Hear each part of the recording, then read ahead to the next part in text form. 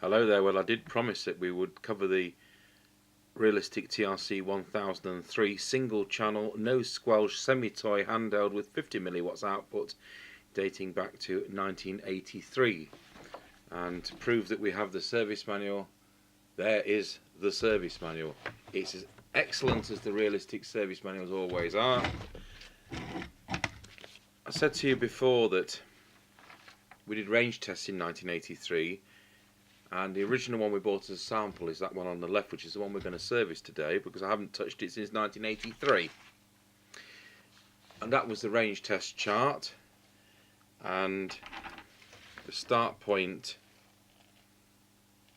when I find it, was there, and the end point was there, and that was 3 miles range. We repeated those tests about 6 months later, still in 1984, and we got a similar kind of range on a different sample.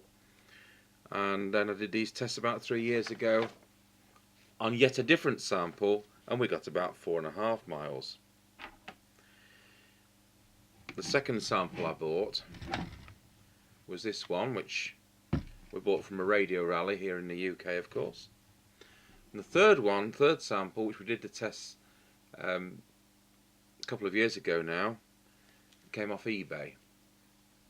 Both those were serviced and they're spot on.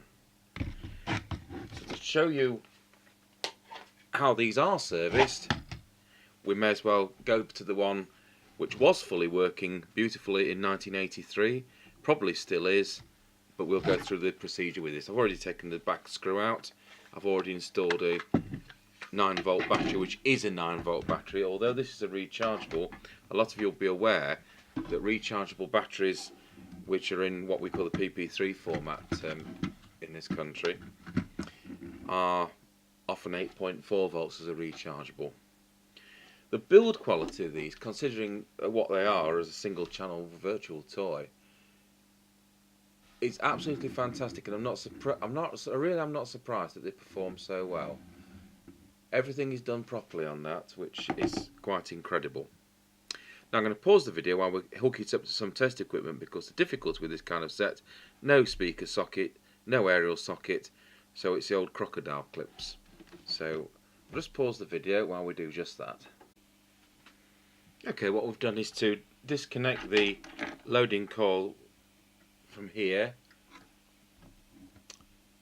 which goes to what is test point 1, and I've put the crocodile clips into the test set. It's not going to be a brilliant SWR with this kind of arrangement, but at least we've taken the rod antenna and the loading coil away.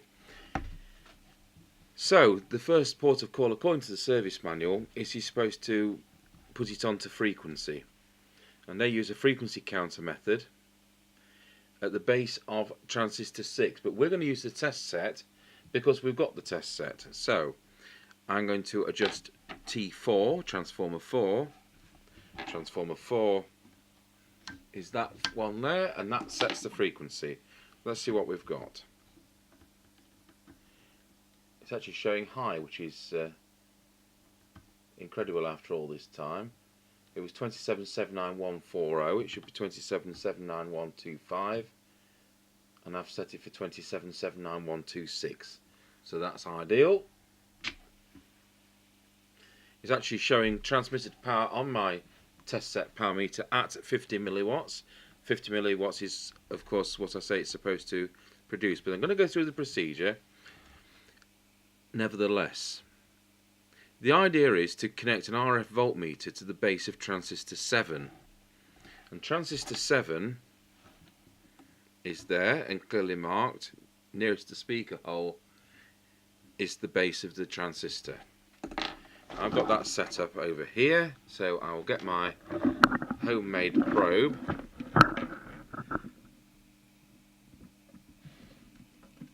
and press transmit.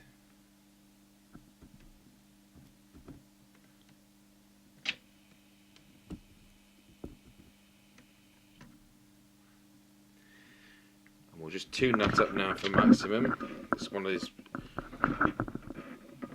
3-hand shuffles again.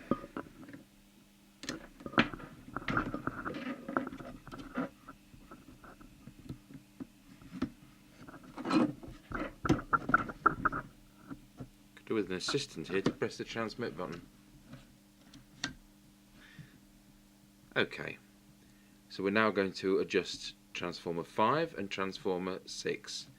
Transformer 5 has 2 coils. There's a definite peak there, and there's a definite peak there, and then over to transformer 6. There we go, that's the next stage done, that's stage 2.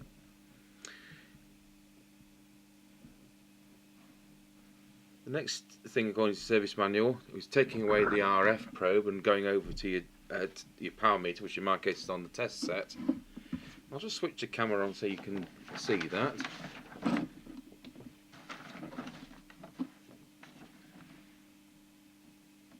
Just to prove to you there really is some transmit power on this radio. And we'll now adjust transformer 7. Just move that down so we can see transformer 7. And you'll see, especially if I move my shoulder out of the way. Looking for a peak on there. You can see peak, dip, there we are, peak. That was transformer 7. We move on to transformer 8. Next one along. Less pronounced peak there. And then we move on to L7, L2, and then L6. Now I'll come to that. L7 and L2 for maximum. And L7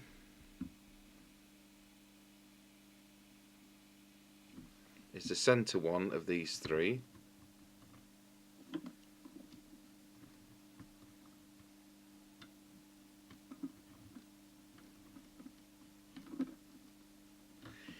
And then L2, again we're doing it for maximum power output.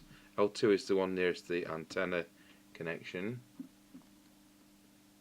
And then finally L6 to adjust it down to 50 milliwatts.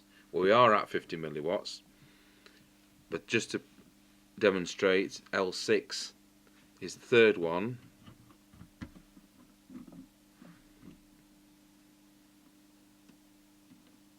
And there we go. So that's now set up. Turning the page in the service manual is deviation time. So we've got the radio doing 50 milliwatts. Of course it was working already, but I've been through that procedure just so you saw what was what. Variable resistor 2 is the deviation on this type of radio. Now this doesn't have an electric condenser mic like a lot of sets do, and it uses the loudspeaker as a microphone. So we'll get our trusty little oscillator out. And we'll see what we can produce.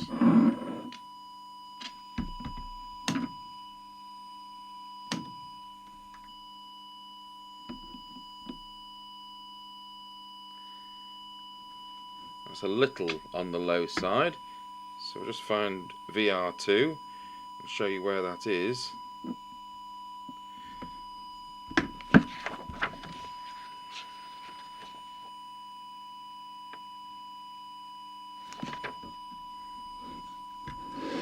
VR2 is that one there. So I'll go back into transmit.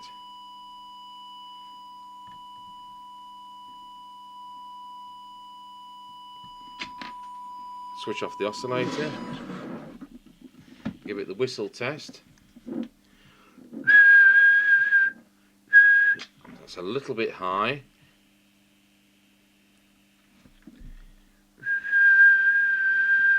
There we go, set on 2.5. Beautiful. So that's the transmitter setup. We've got 50 milliwatts, we've got 2.5 kilohertz deviation, and it's spot on frequency. So we'll pause the video now at that and do another recording to set up the receiver side for you.